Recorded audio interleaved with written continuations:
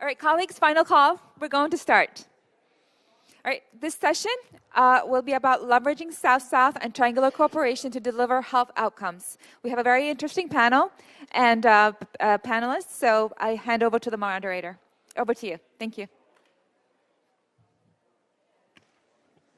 Thank you very much, Shams, for giving me the floor. Distinguished delegates, ladies and gentlemen, excellencies, colleagues, friends, thank you so much for staying with us at this late hour. It's always a pleasure to moderate the last session of the day, and I hope we will be able to lighten it with good presentation, and we will be able to have your attention. First, let me thank you all for joining the Thematic Solution Forum entitled Leveraging South-South and Triangular Cooperation to Deliver Health Outcomes. Tonight, we will be striving to showcase successes of South-South and triangular cooperation. We will provide a platform for discussion and building partnerships which lead to health outcomes, and we will engage partners across all levels to work in the pursuit of national, regional, and global health objectives. Our panelists will be speaking in English, Spanish, and French, so we'll do I as we move through the session. And I'm sure the translation aids will be very handy, so please make sure that you use them unless you're proficient in all three languages. So first of all, please, that's the first point. Secondly, I would like, of course, to present our distinguished panel. First of all, it's my extreme pleasure to welcome Anna Treasure, Head of the Country and Sub-Regional Coordination Office at the Pan American Health Organization, the World Health Organization Regional Office of the Americas. Thank you, welcome. It's my pleasure to welcome Ms. Maria Esther Coutimbo, Technical Advisor at the National Institute of Statistics and Information of Peru. Welcome. It's a pleasure to welcome Dr. Nestor Marimon Torres, Director of International Relations and Cooperations Office at the Ministry of Public Health, Cuba. C'est un grand plaisir de vous présenter professeur Isselemou Khalifa, chargé de mission de la ministère de Santé de Mauritanie. Bienvenue.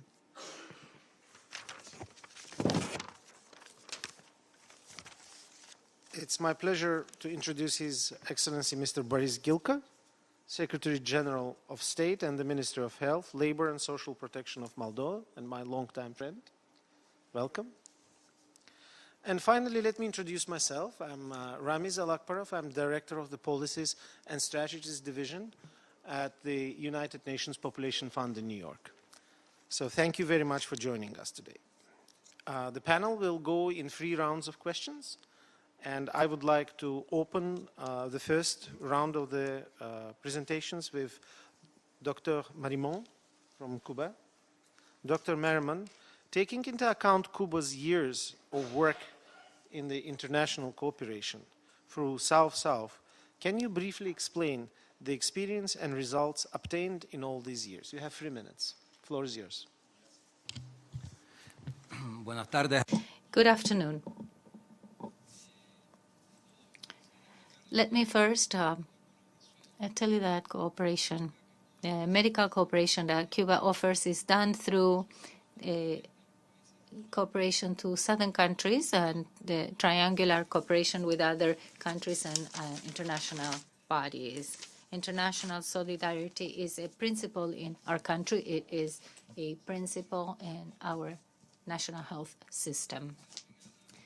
The first medical brigade that we sent abroad was a emerging medical brigade to Chile in 1960. In 1963, we sent a permanent brigade to the sister republic of Algeria. At the time, we only had 3,000 doctors, and a similar amount of doctors had emigrated. In the last 55 years of medical cooperation, there's been over 400,000 professionals that participated in 164 countries. shows the humanistic vocation of our people, who hasn't give away leftovers, but rather shared what it has. An essential aspect of cooperation is to train human resources and teaching to build capacity for countries that we help and towards the sustainability of the actions of our medical brigades. We've created and opened this in 14 countries. We've created medical school with Cuban teachers, and we've had over 18,000 professionals that graduated. From 1960 till today, we've trained 35,000 health professionals in Cuba from 136 countries. Currently, over 11,000 are studying in Cuba in university and in postgraduate students. We've had these emerging brigades in disasters, epidemics, and specific programs such as HIV, AIDS, malaria, etc.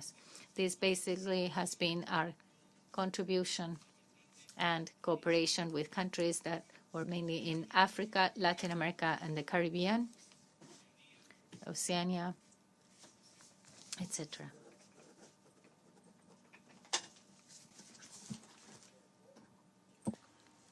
Muchísimas gracias. Thank you very much, Dr. Marimon. To give the floor to Mr. Gilka from Moldova. Dr. Gilka, why South-South cooperation is so important for Moldova in the context of your country and also in the context of Eastern Europe and Central Asia region in general? Thank you so much. Thank you very much, dear colleagues, Mr. President, dear distinguished member of this panel, dear professional and colleagues. I'm very proud to be here with all of you, and answering to your question, Mr. President, I want to say that South-South cooperation, this new platform of discussion and sharing best experience we have in the region and worldwide, it's an important policy and political tool. It's an important mechanism for life change and human development. It's a vehicle for development and delivering SDG for all, especially when we discuss on health outcomes.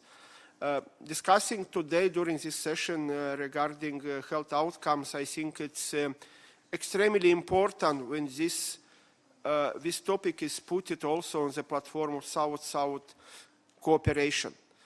Moldova and Moldova government is very proud to share our best practices and already implemented through this platform of South-South cooperation in our region, namely East European and Central Asia region.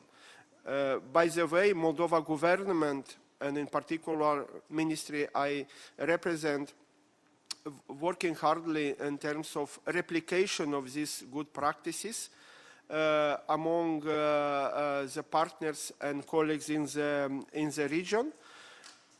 We promote these supportive modalities for health providers and share their experience and standards of work as well, learning resources.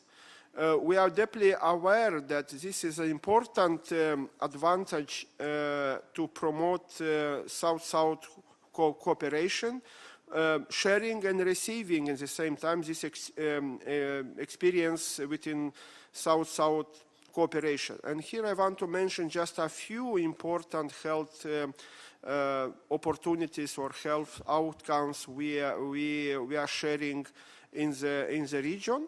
Moldova is one of recognized leader in the region in promoting youth-friendly health services clinics, being financed from state budget, from state health budget.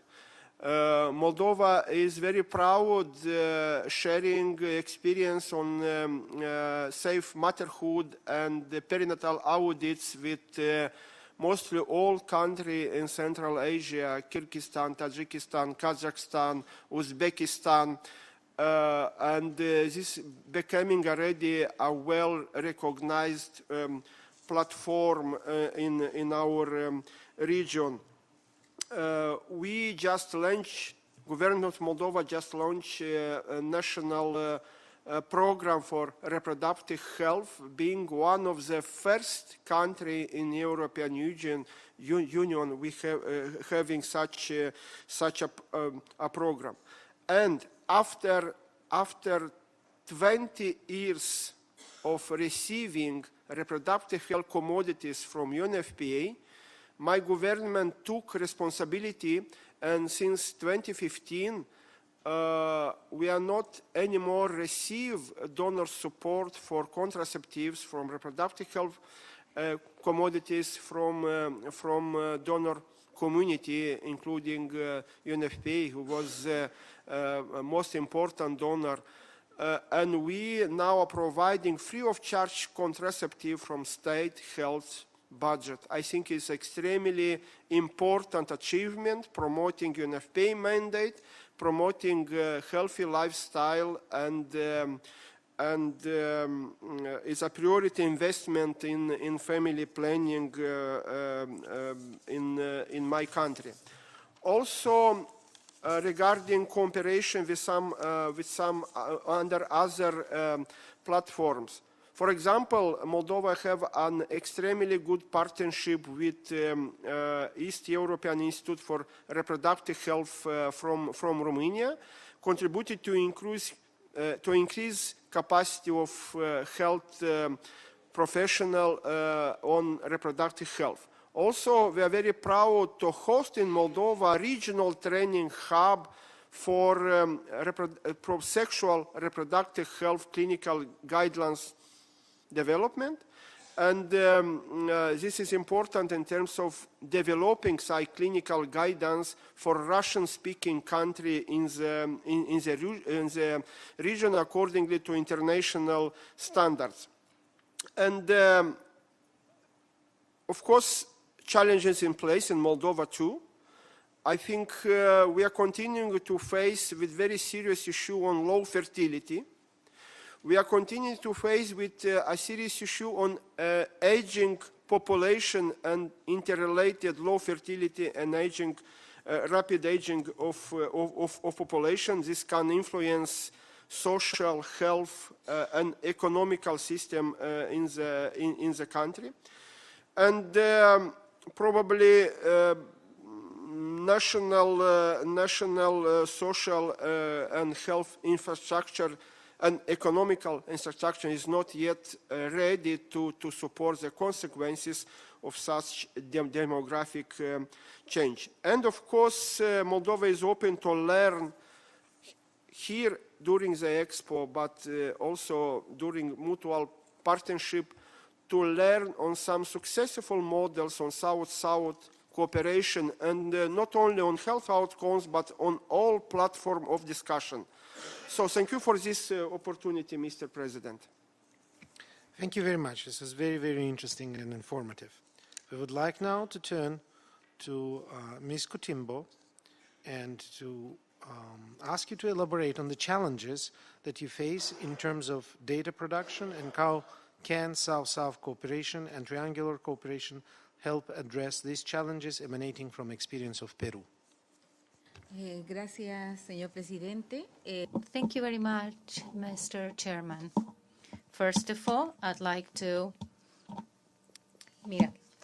thank you for the opportunity to participate in this global event and to share with you the experience of a country that produces statistics, but particularly the challenges and opportunities that we see in terms of the 2030 agenda,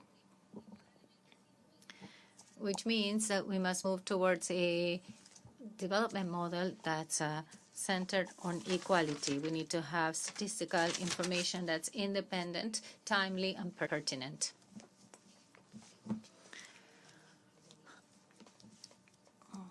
Political and statistical producers must realize that the world today has a new demographic dynamic because of aging and urbanization of population. So countries in Latin America and the Caribbean should take this opportunity of a demographic bonus that favors investment to strengthen education and health, particularly children, teenagers, young people, and women.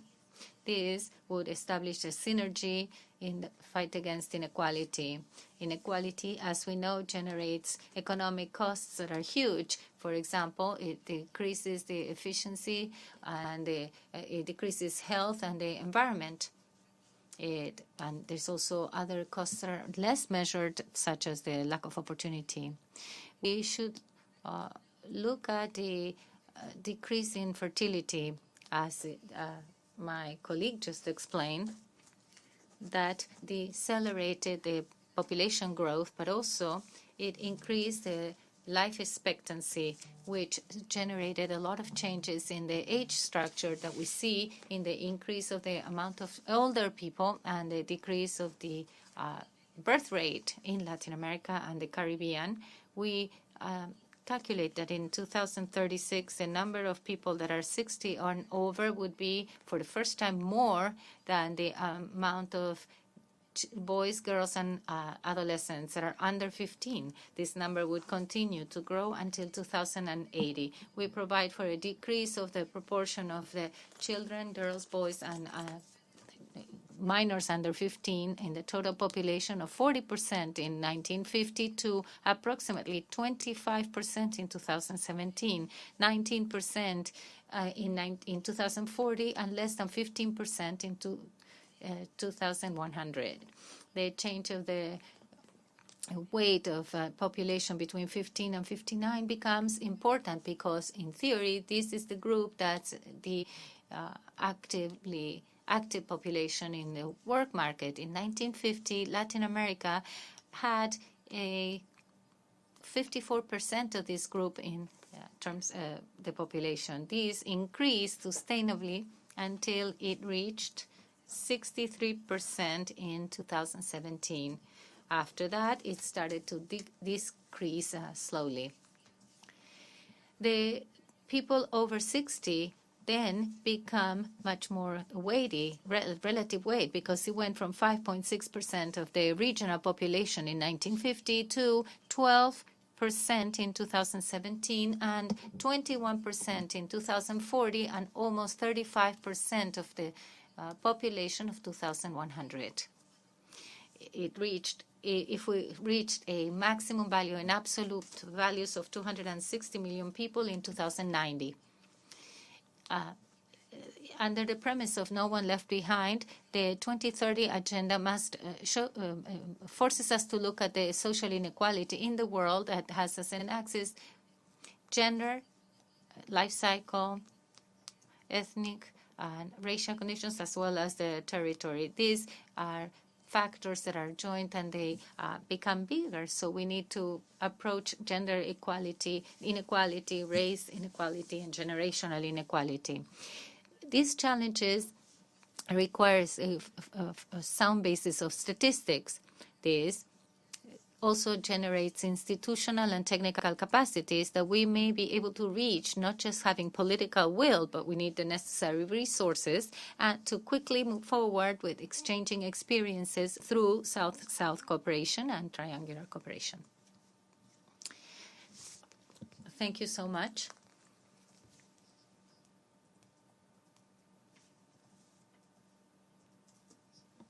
Professor Khalifa de la Mauritanie. We will to give a floor to. We know that Mauritania has benefited the cooperation, land partnership, and United Nations of Development. Can you elaborate the detail of this project, the goals, the results, the outcomes till today? Thank you. Thank you so much, Mr. President. This is the opportunity for me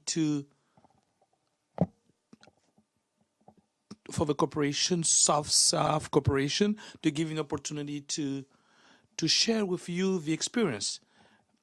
and then what we have done in this cooperation. In this project, it is started a few months ago, in I think 10 months ago. The goal was to accelerate the reduction of infant mortality in our country. We have a national context which is have infant mortality pretty high, 500% of the infant mortality is higher, and 29% for the mortality. It's really high, and it is associated to also activity of care which is weak in some region, and therefore in some activities undertaken in we see the corporation, the South-South Corporation, which is therefore which was being characterized by a certain number of originality. And the first one was to have an approach of assessment approach with the type of in order to target the area which are in need of this approach in order to focus on priorities. The second originality is this approach of triangular approach with India as a helper and also United Nations agent will give us the capacity to sustain some project in terms of health and the UNPD and also people on the field, because our originality that we have adopted is to work with also the representative of social civility, pedestrian, midwife, and people of the medical field. We are associated since the beginning of this until the execution of the project. It is about, first of all, we have targeted some particular area in Nouakchott, the capital, and also it's 80,000 of birth per year, and also within the country, which is a good experience to begin with. It is essentially about the equipment and also the training of our personnel, as well as giving the skills so that they can be able to give a service and also tutoring, which is done by qualified people, and also responsible for the newborn, and also have a really in terms of needs. Thank you so much, Professor Khalifa, for votre detailed response. Give the floor to provide an international organization perspective to Ms. Treasure from PAHO, WHO. Your organization has a recognized trajectory in the region of the Americas, specifically in the promotion of the South-South cooperation and triangular cooperation. Based on PAHO's experience, how would you like to propose to seize the opportunities which are emerging in the region? Thank you, Mr. President. Indeed, PAHO has a long trajectory on South-South cooperation. Actually, PAHO is the oldest public health agency in the world. 116 years ago, the governments of the America decided to work together to tackle health problems in the region. So the governments now have asked us to better support them in this joint effort to work in health issues. And then it has forced us to rethink our approaches and to strengthen the existing mechanisms that we had for cooperation among countries. So we have redeveloped a financing mechanism for South-South cooperation that is structured as a catalyzer for South-South cooperation, is seed funding for mobilizing additional resources, and it helps us to engage partners at all levels and maximize synergies for delivery of the health outcomes. So this gives us an opportunity to be the matchmakers, to be able to make very strategic links with the challenges of the new and the emerging health problems with the existing capacities and the proven solutions, which is the most important. So that way we maximize our added value. We put our stakeholders together, we had dialogue, We identify all the pressing needs, and we see when those pressing needs can be better served with collective approaches. We have seen it many times. We just have had a Zika outbreak very recently in the region of the Americas, and we saw people battling, our health workers battling with the outbreaks, but they could better serve by the knowledge of their peers. And then we saw a Brazil that came very quickly and shared all the knowledge of the managing of the outbreak, reducing the impact in the rest of the countries of the region where they have all that experience to work with. So we make that link, but the governments, our governments, have recognized that they need to measure the impact of the work that they do in South-South cooperation. They need to better communicate the best practices, and they need to systematically disseminate the lessons learned. But we believe that the most promising opportunity that we see now is the political will, and this is something that has been discussed widely during these days. Now, the governments are convinced that South-South cooperation works. They want to work on South-South cooperation. So we're taking the opportunity that that brings to us. So recapping, we have now revamped our financial mechanism, and then we see that we have to foster country leadership. We have to be the broker between the needs and the capacities, and we have to deploy a very robust monitoring and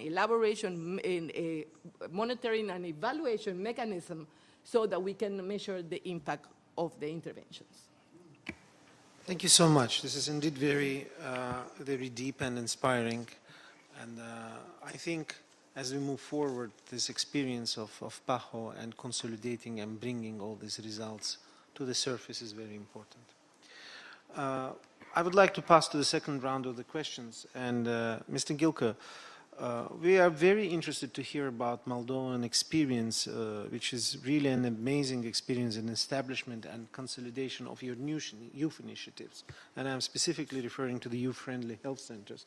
May you elaborate a little bit about that? Thank you, Mr. President. Dear colleagues, importantly to put this issue on the agenda for this panel. I'm very proud, sorry to be very honest, I'm very proud to say that we reached to be a very experienced in promoting youth-friendly health services and clinics in Moldova. Never been before, and I will agree with my colleagues from PAHO just mentioned that we need political will. Yes, we need political will, and here on behalf of Moldova government and my ministry, I want to reassure that it was a good, important, and vital investment. Currently in Moldova, with support of UNFPA, UNICEF and SDC, was established a national network of youth-friendly health services covering all districts in my country.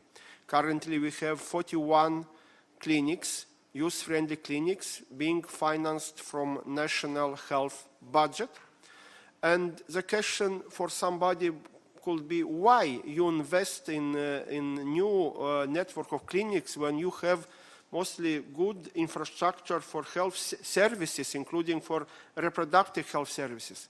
This is important, colleagues. This is important when you have not yet introduced in school curricula compulsory sexual education or life skills-based education.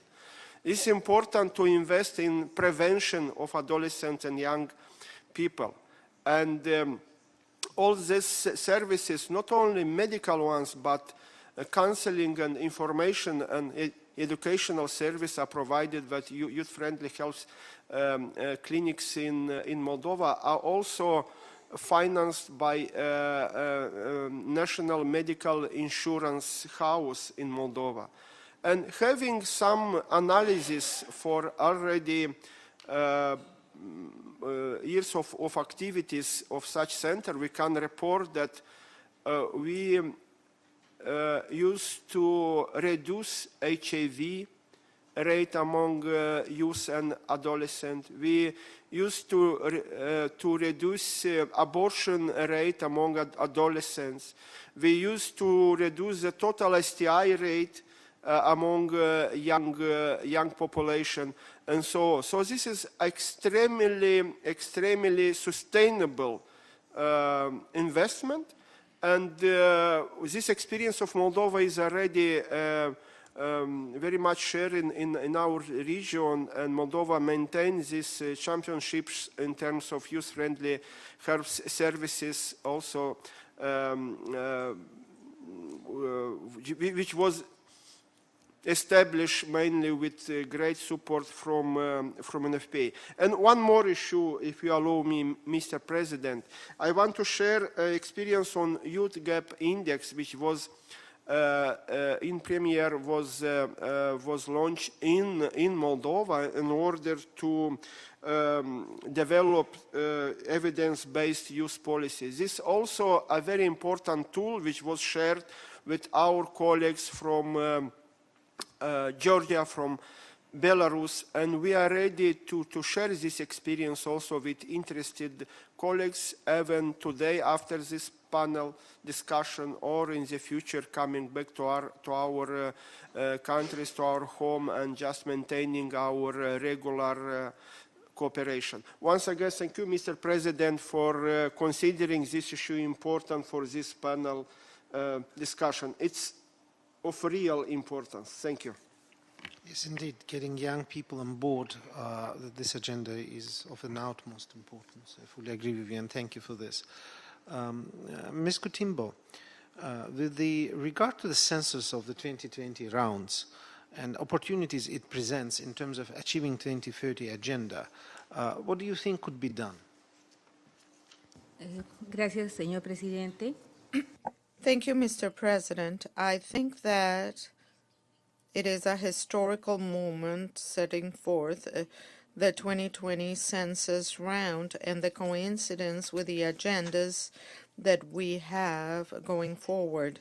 Let us think in the advantage of having a baseline from the census for the higher levels of disaggregation, and at the same time, the same line for surveys scheduled for the intercensal period. We could analyze the comparison between the 2020 census and the 2030 round, which will allow us to assess the progress of the 2030 agenda. And in the second case, we can achieve a conceptual and operational harmonization among sources at the beginning of the period and guarantee the monitoring of the evolution of the indicators of the intercensus indicators. Therefore, it is important to give urgent attention to the processes in order to implement such a census, in particular regarding the indicators that the sources can measure.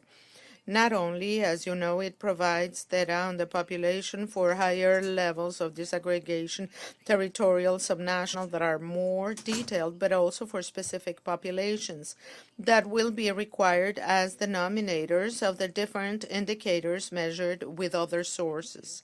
Not only for the dates of the census, but also for the longitudinal follow-up, constituting a fundamental medium to identify populations that should be at the core of the sustainable development policies, taking into consideration the implications in the demographic policies. In parallel, we create a special situation in order to develop a coordinated action with other data sources, reaching consensus on conceptual definitions and operations with the general and specific surveys, and reviewing the way of leveraging the combined use with administrative resources. Nevertheless, census have not been developed to measure the sustainable development objectives and goals. Even though we can include them in the 2020, this will be soon indicators. If we modify and adapt the census to the social and political changes, the innovations are relatively slow.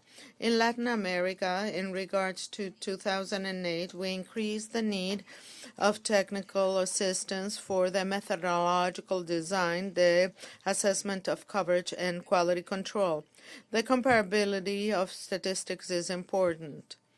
Census do not always have comparability amongst countries.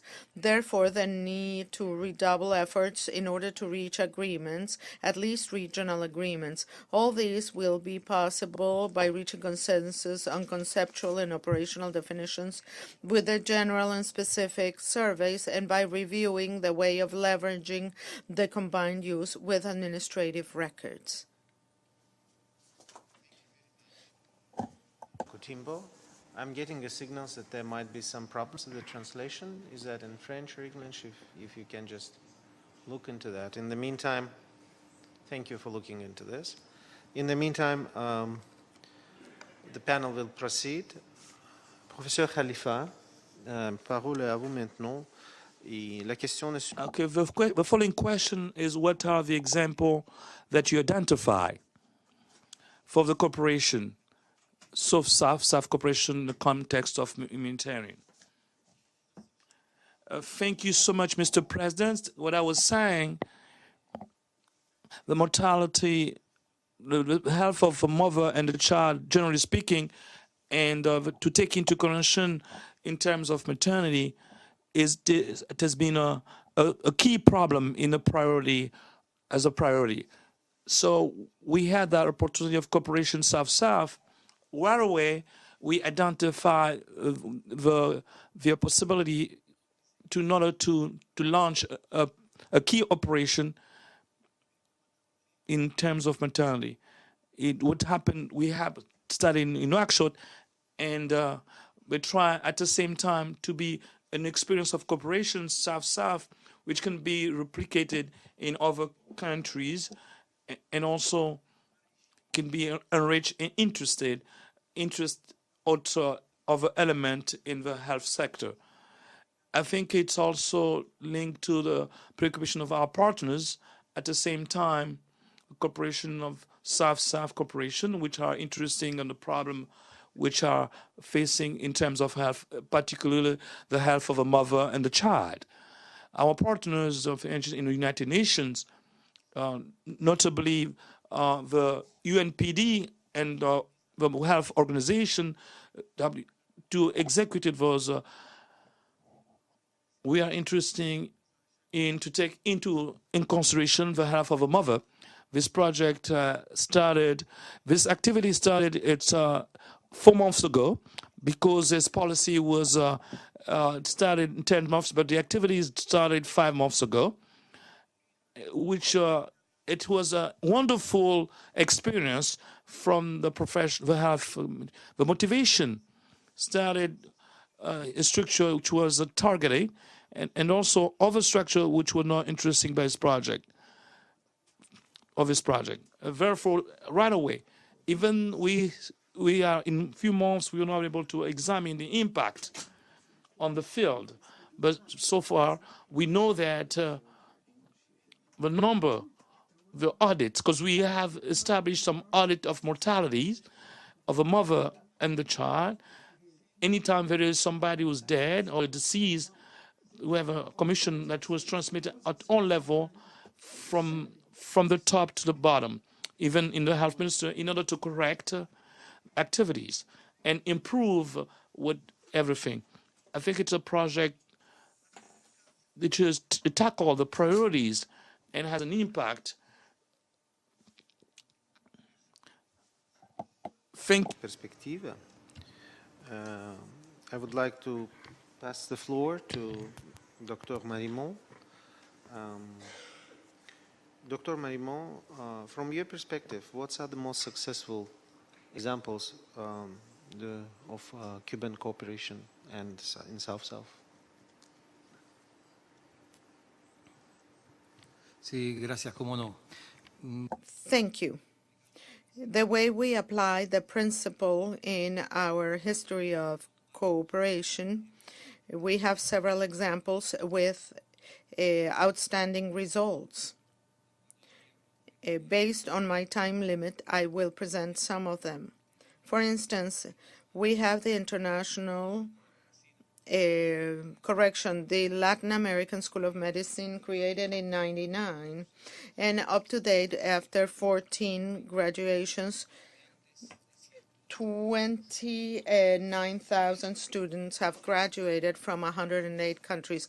What makes this school an outstanding school? It is a school in which the students coming from other countries come from places where they don't have medical services. These are poor students that otherwise could not study, because the school is free of charge and with a commitment that when they become physicians, they can come back from the places where they left, where there was no physician, and after they graduate, they will have a physician who was born, raised, and developed in the community. That is what we have complied with throughout these years. It is a school that has been visited by different international celebrities and a candidate to several international awards.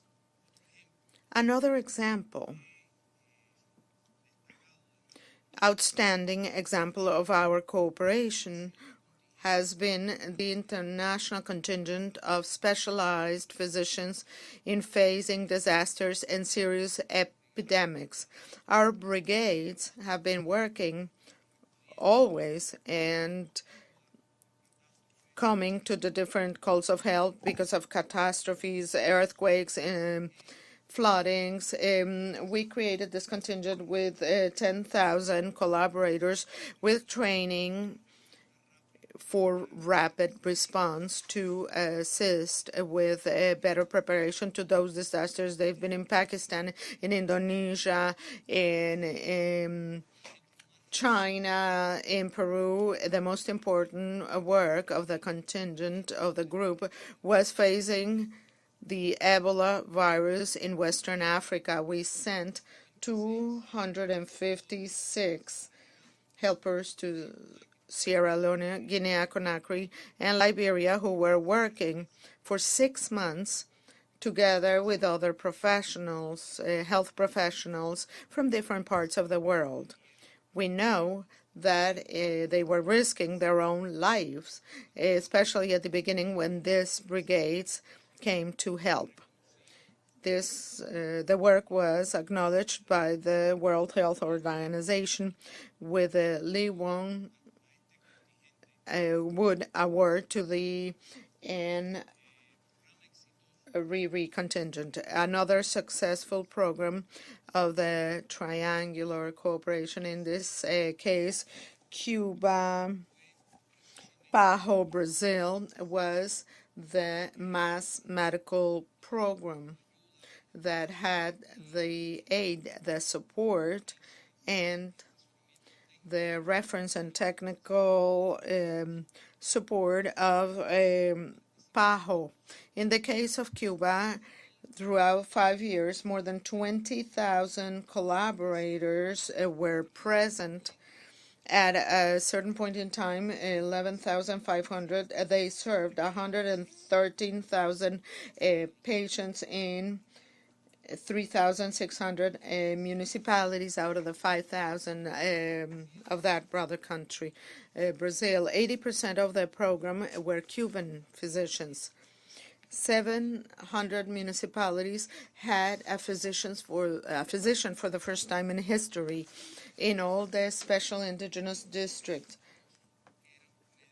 34 were Cuban doctors, Cuban physicians. 95% of the population approved and accepted this program. Undoubtedly, a successful one of South-South cooperation The assistance of the PAHO was outstanding, and with that we contributed to the universal coverage of those regions that did not have assistance otherwise, serving millions of people during that period. It is a referential program that could also be implemented in other places. Thank you very much, Dr. Marimo. And UNFPA representative in Haiti. I have firsthand worked with Cuban doctors, and I have seen this medical program reaching out thousands and thousands, most poor women, and we had enjoyed strong collaboration. I do believe that it's an amazing example of how much can be done with not much resources, with a great heart and a great dedication, and it's an amazing results which should be applauded. Thank you. Thank you so much. I would like now to move on and complete the second round again with PAHO, and would like to ask Ms. Treasurer, what are your perspectives on the challenges you have faced in promotion of South-South and triangular cooperation, as we're talking about the transformative health objectives and driving the world to better health outcomes? Thank you, Mr. President. PAHO conducted a survey with our stakeholders, our member states, on the challenges and opportunities of South-South cooperation. The main perceived barrier for South-South cooperation was sustainability of the interventions. The second one that was identified by our member states was lack of resources. And when they said lack of resources, was unavailability of the technical capacity, the technical knowledge and expertise, and problems as well with unavailability of financial resources. So how we work on those two perceived barriers to the South-South cooperation?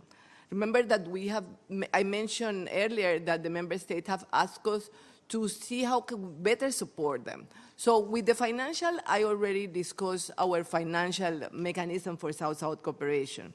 But with the sustainability of the interventions, we have been working with our member states to ensure that the interventions are country-led. So country ownership has to be seen throughout the process for the intervention so that we can have sustainable outcomes in the long run.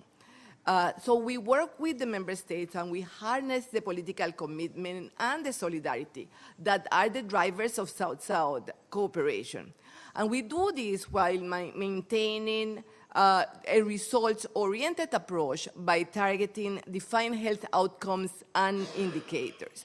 These indicators based on the SDGs, based on the Sustainable Health Agenda for the Americas, and based also on the new WHO General Program of Work.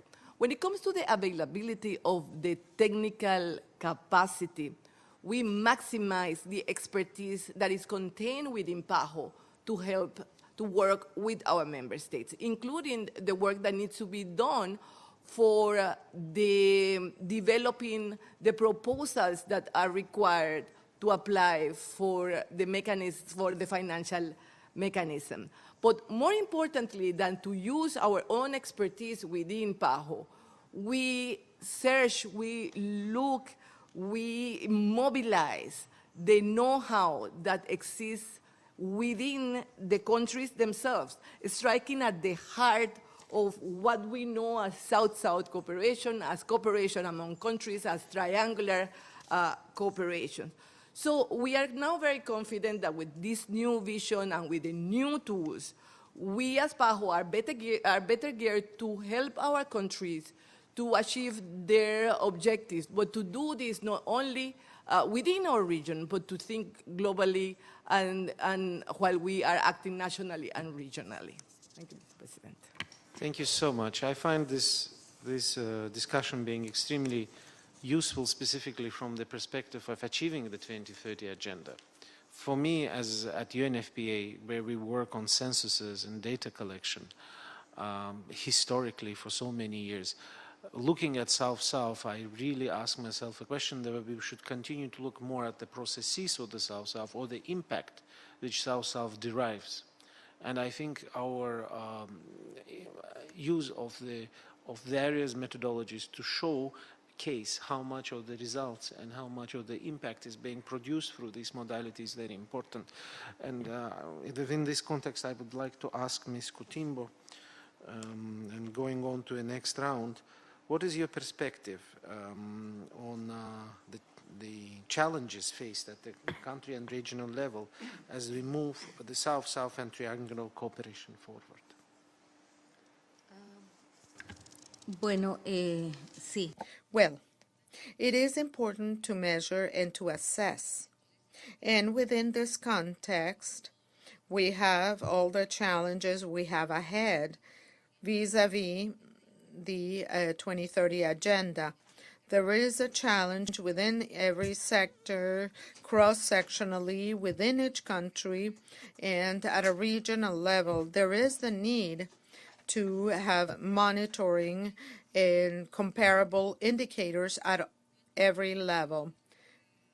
The aforementioned leads us to the need to reach agreements, at least regionally. We have the need to define more precisely conceptual and operational aspects, identify the challenges for the integration with other data sources, to establish mechanisms to articulate the work with other regional or area groups as well as with other global and regional processes, and to use virtual communication tools like developing discussion fora and exchange of best practices in the framework of South-South and triangular cooperation.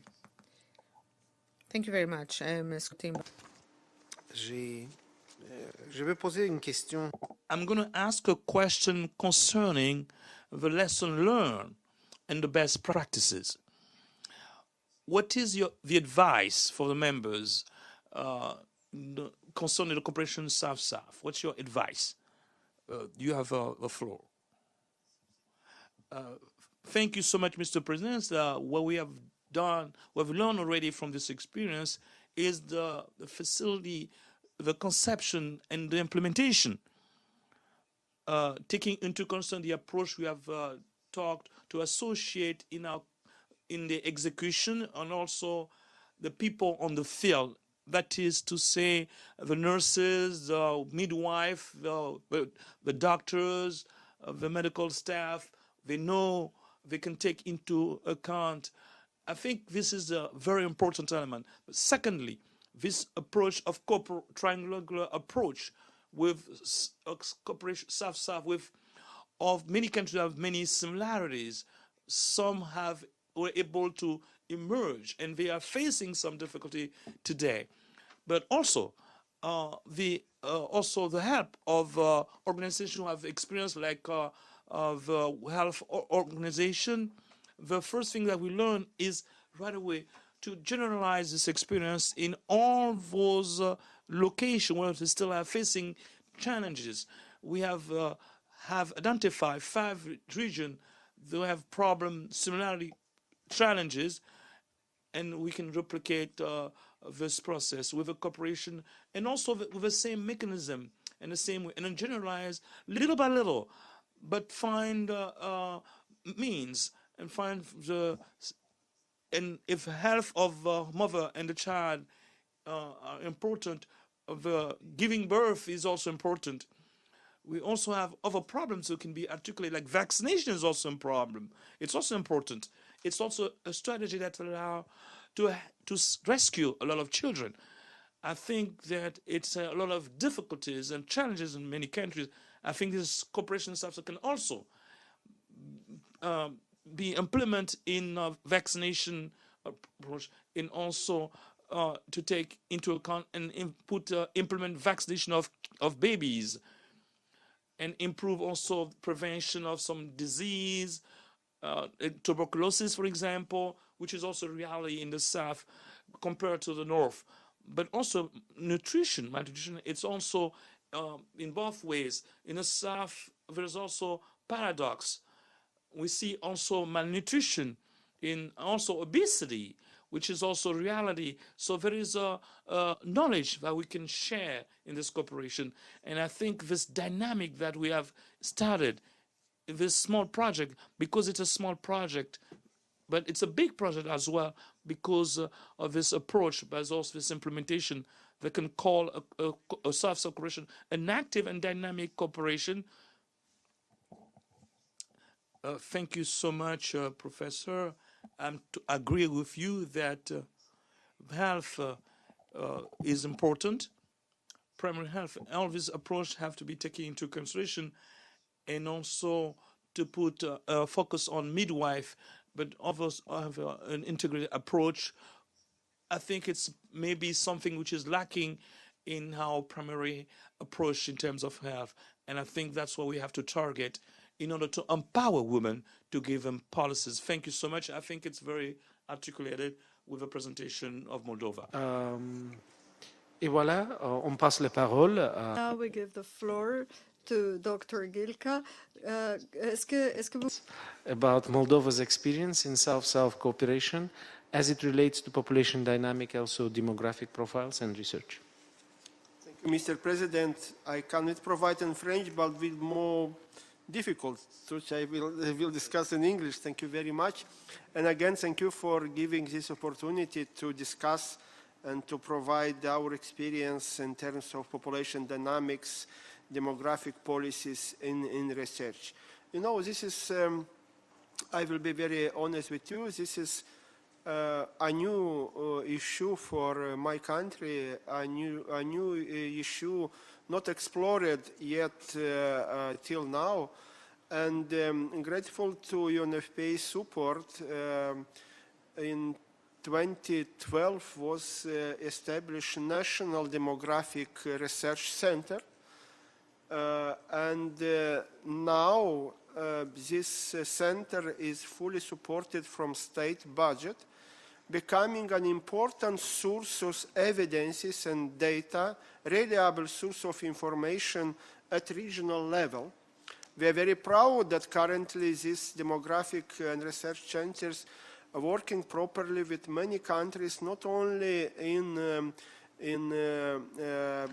post-Soviet region, but also with EU country, Austria, Romania, French, Germany, and many other countries. A few important research was provided and study was provided by this center, which making data availability for policy for important policy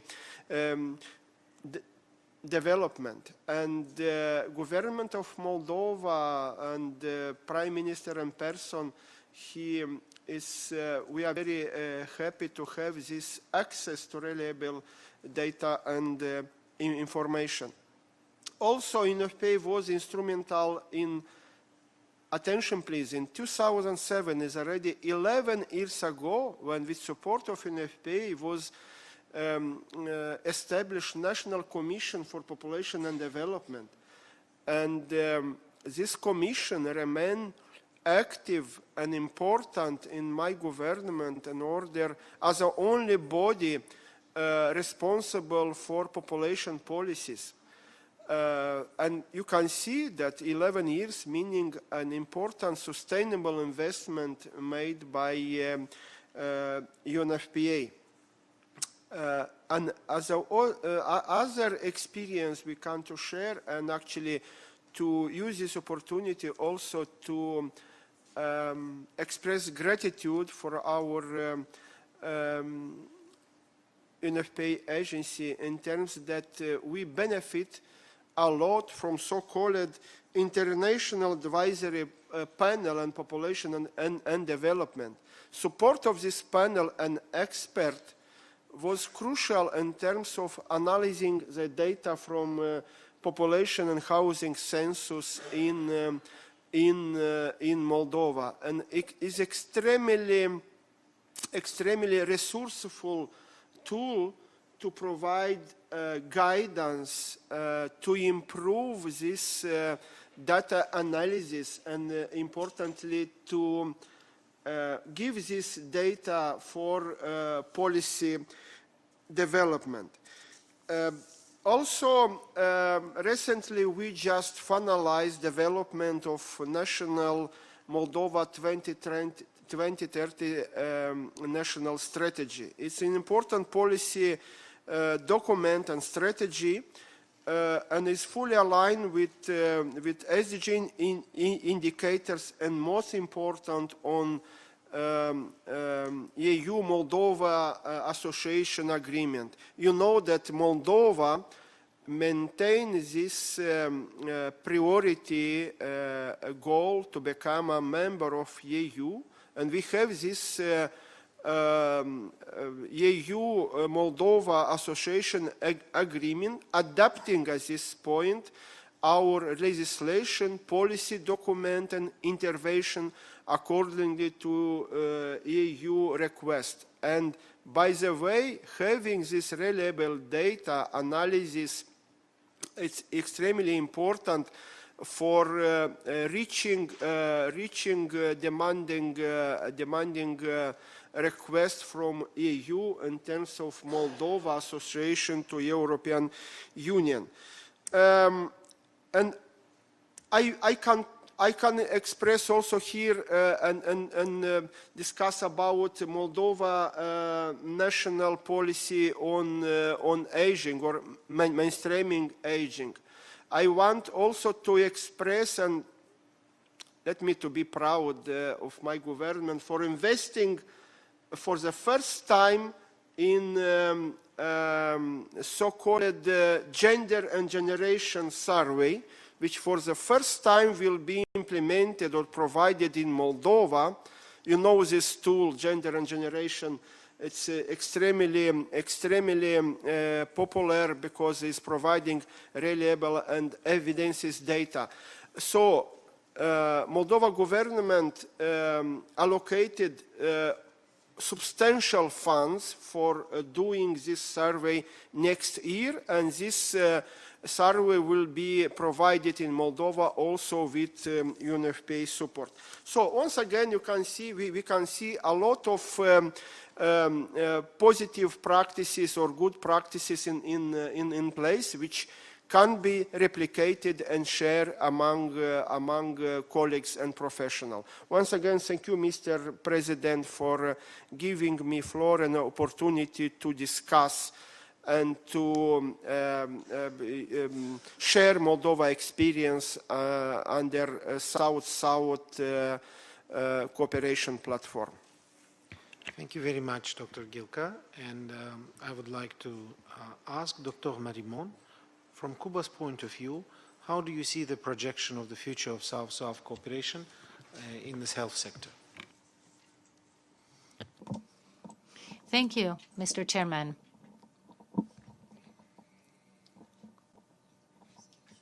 We believe countries in the South need very much medical services. We cannot have universal coverage if we don't have the necessary human resources to do so. Sometimes we have visited countries that can show us their hospitals that have been built. Sometimes these hospitals are new and are fully equipped, but they don't have any doctors. So it's as if they weren't there. Sometimes Cuba can have the human resources, but we cannot find financing so that these human resources can be brought to where they are needed.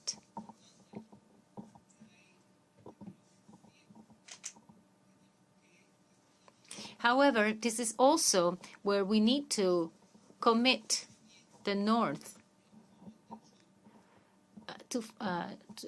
to invest in the South, because this is necessary. We cannot have cooperation,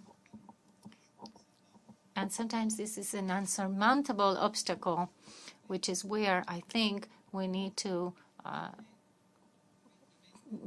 put our efforts. Cuba firmly believes in South-South cooperation. This is necessary and a must. It is important to meet the 2030 agenda. Over the example that we have in the last 55 years of my country, which is small, which has suffered an embargo, who has developed a universal health systems, who have enough trained human resources. We have primary care that reaches every corner of the country. We have universal coverage, and this proves to you that this is possible, particularly if you have political will, which is in the case in my country.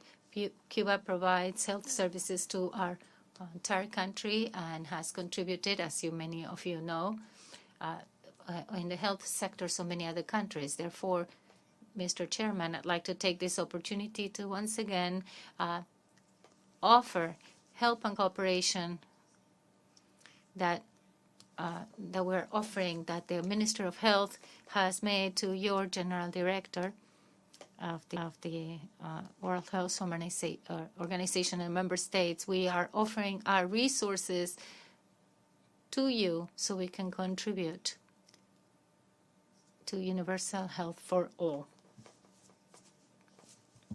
To conclude the interventions, I would like to ask Madam Treasurer, could you share some of your best practices briefly on South-South and triangular cooperation?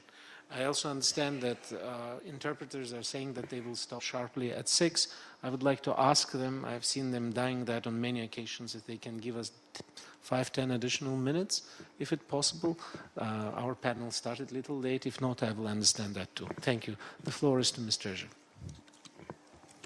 Thank you, Mr. President. You're asking me about best practices, and we have plenty to talk about. But one of the most difficult things when we want to speak about best practices is that the health impacts often are not appreciated by many. Actually, many people do take for granted their health until they actually get sick. And if it wasn't so that we take for granted our health, then we wouldn't be taking all those risks that we take every day in the way we eat, in the way we don't move, in the way we drive, in the things that we do. So we take for granted the health that we have. And it's hard to measure the impacts because we need to account for lives saved. So when we're going to talk about best practices, I would like to talk, I want to mention some that we have been working in triangular cooperation and that have been very successful. One of them is tobacco control. The government of Uruguay decided to fight tobacco and put some very strong control measures in question of public policies, and it worked.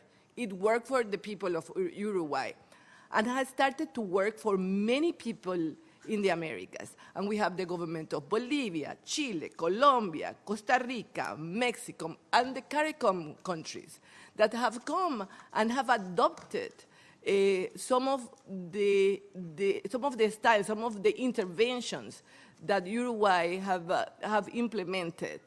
And now we need to see, we have to see how these public policies will be translated, how these public policies will be able to be measured and impact in the future. And how are we going to measure that impact? We are going to see less people with cancer, that will be less cost in treatment for cancer, and this will significantly change the way governments have to spend on medication and treatment. But then we will need to measure that, and this public policy came out of South-South cooperation.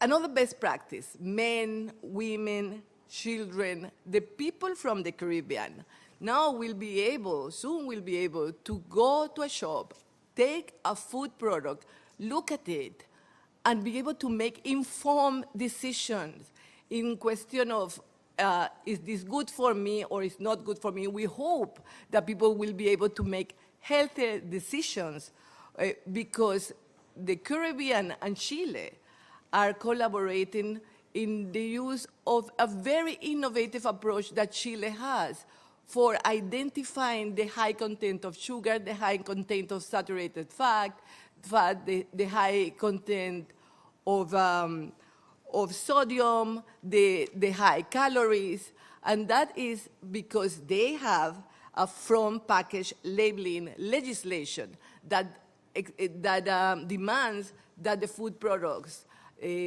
have that from package labeling that allow people to make decisions. So we have the countries of the Caribbean who are going to adopt that, and we will see how the Chilean public legislation can be internationalized in that manner.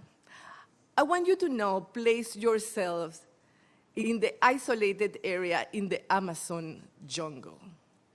You know, you'll have to live here, you'll have to take a plane, get to a city in Brazil, perhaps, and from that city in Brazil, take another plane, and perhaps a helicopter after, and perhaps a boat, and then a canoe, and then get to a place, and then walk and walk and walk until you get to a village.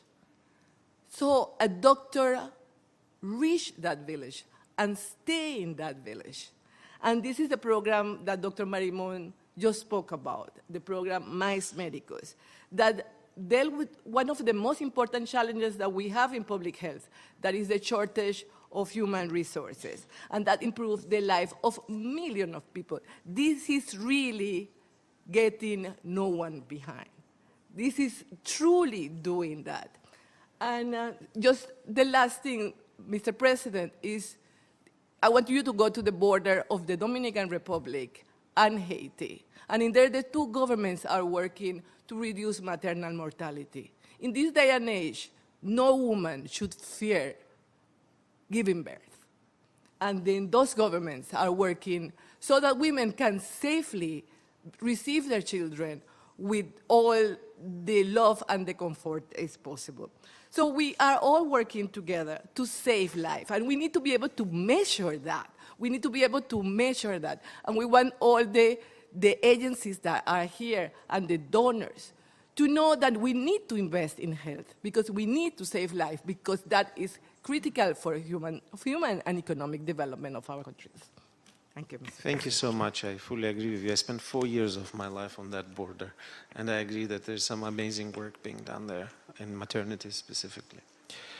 Thank you for this. And I'm aware that the time is almost run out. We have a few interventions from the floor, and I would like to ask Dr. Santosh Kumar Kratelli from India for the quick intervention, please.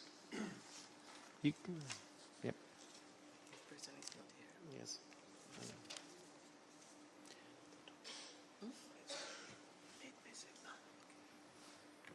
A very good evening, Chair, Mr. Ramesh, and the rest of the panel and my friends here. Namaste to you all. I'm from India. As we have an eminent panel and the discussion that was going on, I just would want to say that in the last 4 years, India has constructed more than 89 million toilets. Unfortunately, our situation was so bad that our toilets were not there in many homes, 89 million toilets. And we started a very new program, which is called the Ayushman Bharat, which is the universal health coverage, which is for more than 107 million families, which is 500 million people. As India has pledged $50 million India Fund for the UN India Fund, and we are working very actively with Mauritania, as the Professor Isilmon Khalifa has said, in reducing the maternal mortality. Mauritania has taken rapid strides by bringing it back to 56.5, very good progress.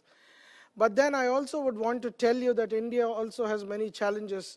It is not that we are in a very good situation. We also would want to learn milk banking from countries like Brazil. We would want to learn on universal health coverage from Thailand, which has done exceptionally well in universal health coverage. with the little expenditure that it does. We want to learn from Cuba, from the good public health infrastructure, and also from Ethiopia, which has improved so much in training their human resources and improving the human resources in healthcare. We want to learn from Rwanda, Rwanda has decreased the infant mortality rate to one of the lowest in the world. So I think, and most importantly, what I feel in the healthcare, I'm sorry, I'll just complete in 1 minute, is that the private sector engagement in the healthcare is not what I see here in the UN South-South. I think that should happen more, the private sector engagement, because the people who are really, really making all the changes. And health, if it improves, and disability, if it is improved, all the other indicators of education, debt, hunger, everything else would be improved. So I think engagement of private sector and more multilateral engagement has to be showcased in the South-South with more credible examples that can go forward. And there should be some sort of, a very good publication which is more actively engaging with not only at the national government level, but probably at the subnational level and provincial levels. Thank you so much for giving this Thank you very much. We have a time issue. Thank you. Is there any additional intervention or question from the floor? I have a time for just one, maybe. Yes, I have, please. Please, introduce yourself.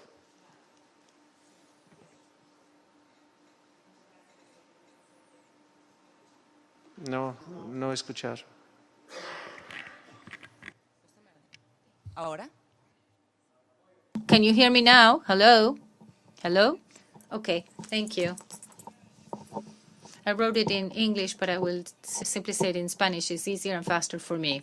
My name is Cecilia Castillo. I represent the international organization, the NDI. This is a drug for neglected diseases initiatives. I'd like to take this opportunity of South-South cooperation where we're all discussing and sharing experiences in things relating to health. And I would really like to mention the possibility of considering, for all of us, to consider and think that it's necessary to develop health science in order to meet the 2020 goals. As an international organization, we have developed medication for forgotten diseases. This organization basically is led by the needs of the patients. And we need to say that most of our patients, or rather countries that are part of this South-South cooperation, somehow have diseases that are endemic to our own country. So in order to develop medication, in order to be able to help these people and meet the 2030 agenda goals, we do need commitment by countries, leadership by countries with these endemic diseases, and to work together in a research and development agenda. This is very important. We also need to consider new financing mechanisms which would allow our countries to lead and strengthen clinical capacities to research so we can develop medications and save the lives of patients that are suffering from these forgotten diseases. We work with we have regional offices in different countries of the countries that are part of South-South cooperation. We work together in cooperation, and we have much success and success stories that I may share with you some other time. I just wanted to mention that in the last 10 years, we've developed 8 new medications for these forgotten diseases or rare diseases. So if we take the leadership, I think it's possible. We can do it. Thank you very much. I will take one more because the interpreters are very generous, and then I will close and go back to the panel. So please,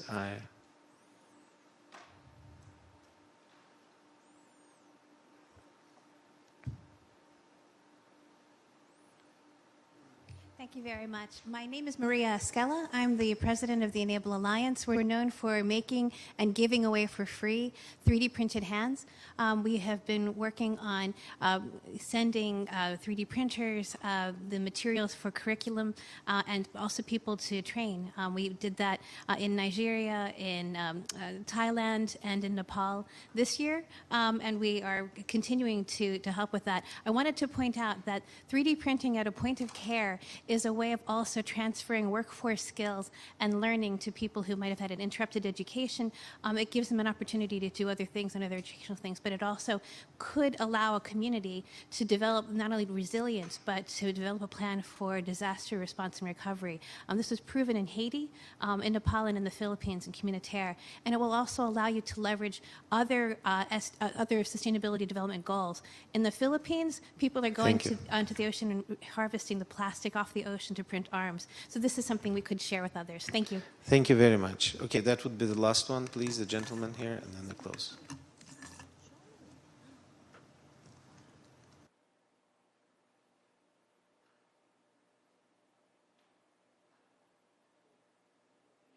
Hello? Yeah. My name is Dr. Ray Terry, and first of all, I work with PAHO on some other issues, and I'm very pleased to see the new public health director in terms of Cuba being here. We were over on the 30th, and we're trying to work with the University of Kuwait so that we can establish medical record systems that they have asked us to help with. I'm with Morgan State University. We were there from the 30th to the 2nd, but we also wanted to help them to move to work with the University of Havana so that we can deal with having community health workers being trained that could also deal with, some of the work that needs to be done. We're very impressed with the fact that Kuwait University is a pending MOU, so we'll have to still wait on that. But to look at the training that Cuba does, and especially in African countries, is just incredible. And so we would like to now indicate to you that Morgan is moving in that direction. Our School of Engineering is waiting to put the cable down that's needed for the new medical record system once the MOU hopefully will be signed.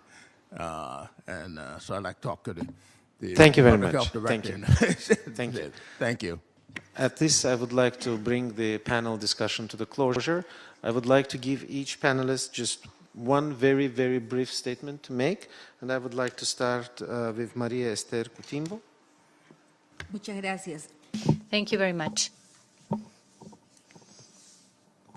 I think that those who produce statistics are greatly benefited by this exchange of experiences of between South-to-South corporations, not only because we have shared knowledge, but because we have double benefits by the receivers and the commitment of donors of corporations. So I think we have double benefits here.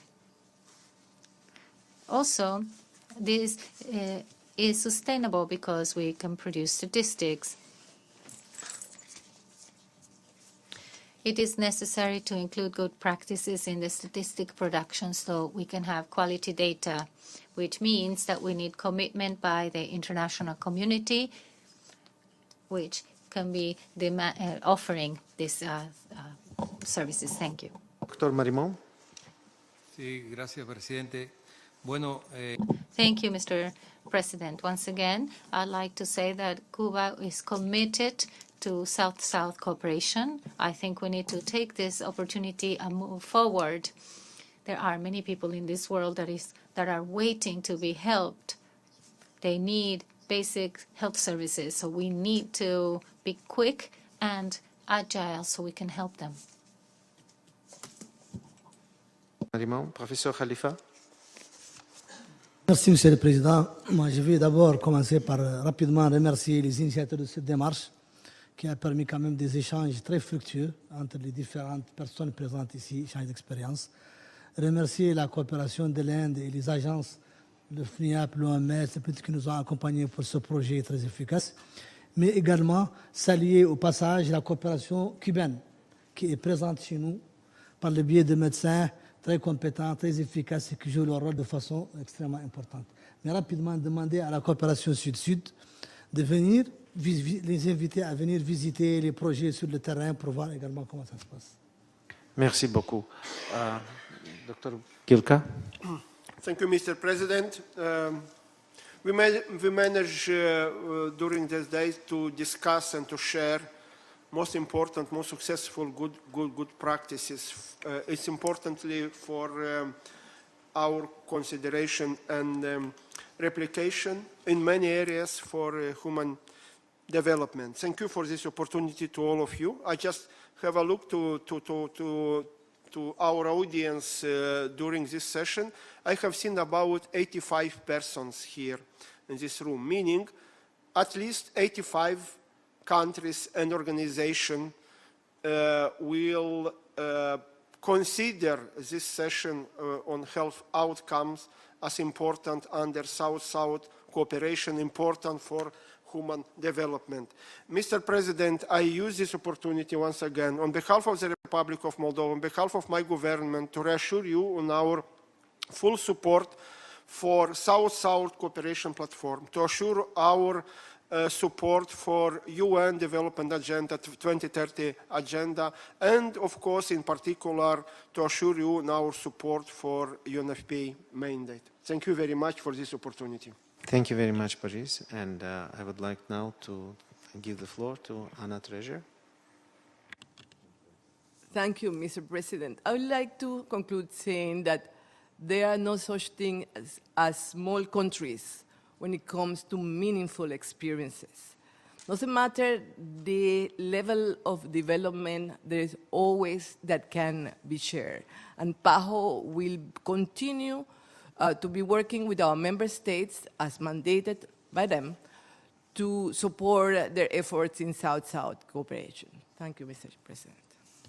Thank you very much. I would like, on behalf of everybody who participated here, express our deep appreciation for your participation.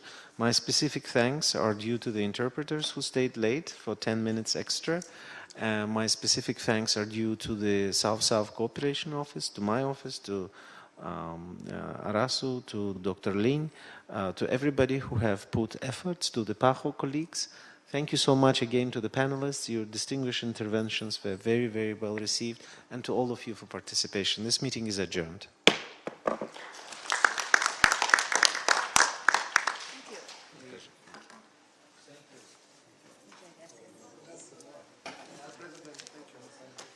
Oh, the picture. Yes, we have to make a photo.